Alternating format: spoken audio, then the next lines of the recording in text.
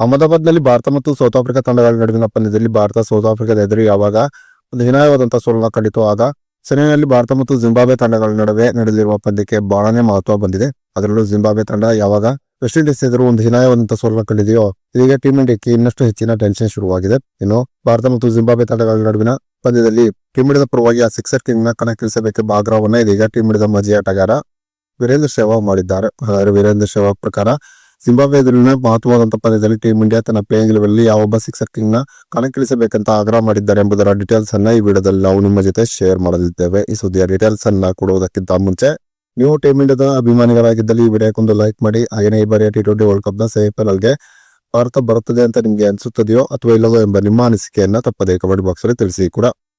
ಮುಂಬೈನಲ್ಲಿ West Indies ಮತ್ತು Zimbabwe ತಂಡಗಳ ನಡುವಿನ ಪಂದ್ಯದಲ್ಲಿ ವೆಸ್ಟ್ ಇಂಡೀಸ್ ತಂಡ ಜಿಂಬಾಬ್ವೆ ಎದುರು ಒಂದು ಭರ್ಜರಿ ಆದಂತಹ ಗೆಲುವನ್ನ ಕಂಡಿದೆ. ಹೀಗೆ ವೆಸ್ಟ್ ಇಂಡೀಸ್ ತಂಡ ಜಿಂಬಾಬ್ವೆ ಎದುರು ಒಂದು ಭರ್ಜರಿ ಆದಂತಹ ಗೆಲುವನ್ನ ಕಂಡ ಬಳಿಕ ಇದೀಗ ಸೂಪರ್ 8 ನ ಅಂಕಪಟ್ಟಿಯಲ್ಲಿ ವೆಸ್ಟ್ ಇಂಡೀಸ್ ತಂಡ ಮೊದಲ ಸ್ಥಾನದಲ್ಲಿದ್ದರೆ ಸೌತ್ ಆಫ್ರಿಕಾ 2ನೇ ಸ್ಥಾನದಲ್ಲಿದೆ. ಇನ್ನು ಭಾರತ 3ನೇ ಸ್ಥಾನದಲ್ಲಿದ್ದರೆ ಜಿಂಬಾಬ್ವೆ 4ನೇ ಸ್ಥಾನದಲ್ಲಿದೆ.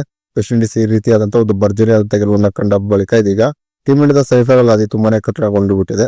ಗುರುವಾರದಂದು ಸೌತ್ ಆಫ್ರಿಕಾ ಮತ್ತು ವೆಸ್ಟ್ ಇಂಡೀಸ್ ತಂಡಗಳ ನಡುವೆ ನಡೆದಿರುವ ಪಂದ್ಯದಲ್ಲಿ ವೆಸ್ಟ್ ಇಂಡೀಸ್ ತಂಡ ಸೋಲನ್ನ ಕಂಡರೆ ಮಾತ್ರ ಭಾರತ ತಂಡಕ್ಕೆ ಸೆಮಿಫೈನಲ್ಗೆ ಹೋಗುವ ಅವಕಾಶವಿರುತ್ತದೆ. ಒಂದು ವೇಳೆ ವೆಸ್ಟ್ ಇಂಡೀಸ್ ಸೌತ್ ಆಫ್ರಿಕಾ ಎದುರು ಗೆಲುವನ್ನ ಸಾಧಿಸಿದರೆ ಆಗ ಜಿಂಬಾಬ್ವೆ ಮತ್ತು ವೆಸ್ಟ್ ಇಂಡೀಸ್ ಎದುರು ನಡೆದಿರುವ ಪಂದ್ಯದಲ್ಲಿ ಭಾರತ ಭಾರೀ ಅಂತರದ ನಂಬಲಾಸಾಧ್ಯವಾದಂತಹ ಗೆಲುವನ್ನ ದಾಖಲಿಸಬೇಕಾಗುತ್ತದೆ.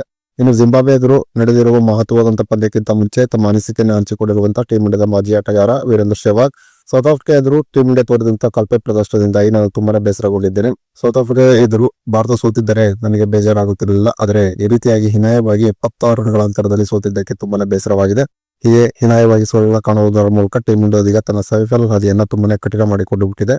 ಇನ್ನು ಜಿಂಬಾಬ್ವೆ ಎದುರು ನಡೆದಿರುವ ಅತಿ ಮುಖ್ಯವಾಗಿರುವಂತಹ ಪಂದ್ಯದಲ್ಲಿ ಅಭಿಷೇಕ್ ಶರ್ಮಾರನ್ನ ಟೀಂ ಇಂಡಿಯಾದ ಪ್ಲೇಯಿಂಗ್ ಲೆವೆನ್ನಿಂದ ಹೊರಗಿಡಬೇಕು. ಅಭಿಷೇಕ್ ಶರ್ಮಾ ಸದ್ಯ ಒಂದು ಕಳಪೆ ಫಾರ್ಮ್ ಇದ್ದಾರೆ. ಇನ್ನೂ ಕೂಡ ಅಭಿಷೇಕ್ ಶರ್ಮಾಗೆ ತಂಡದ ಪ್ಲೇಯಿಂಗ್ ಲೆವೆನ್ನಲ್ಲಿ ಸ್ಥಾನ ಮಾಡಿಕೊಡುವುದರಲ್ಲಿ ಅರ್ಥವಿಲ್ಲ.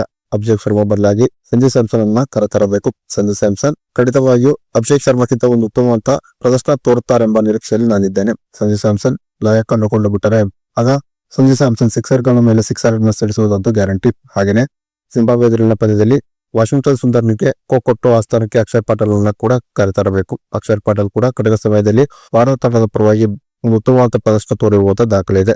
ಸೌತ್ ಆಫ್ರಿಕಾ ಎದುರಿನ ಪಂದ್ಯದಲ್ಲಿ ಅಕ್ಷರ್ ಪಾಟೀಲ್ಗೆ ಟೀಂ ಇಂಡಿಯಾದ ಪ್ಲೇಯಿಂಗ್ ಲೆವೆನ್ನಲ್ಲಿ ಸ್ಥಾನ ಸಿಗಬೇಕಾಗಿತ್ತು. ಆದರೆ ಟೀಂ ಇಂಡಿಯಾದ ಮ್ಯಾನೇಜ್ಮೆಂಟ್ ಎಡವಟ್ಟು ಮಾಡಿಬಿಟ್ಟಿತ್ತು. ಕನಿಷ್ಠ ಪಕ್ಷ ಜಿಂಬಾಬ್ವೆ ಮತ್ತು ವೆಸ್ಟ್ ಇಂಡೀಸ್ ಎದುರು ನಡೆದಿರುವ ಪಂದ್ಯದಲ್ಲಿ ಅಕ್ಷರ್ ಪಾಟೀಲ್ ಅನ್ನ ತಂಡದ ಪ್ಲೇಯಿಂಗ್ ಲೆವೆನ್ನಲ್ಲಿ ಕಣಕ್ಕಿಳಿಸಬೇಕೆಂಬ ಆಗ್ರಹವನ್ನ ಇದೀಗ ವೀರೇಂದ್ರ ಸೆಹ್ವಾಗ್ ಮಾಡಿದ್ದಾರೆ.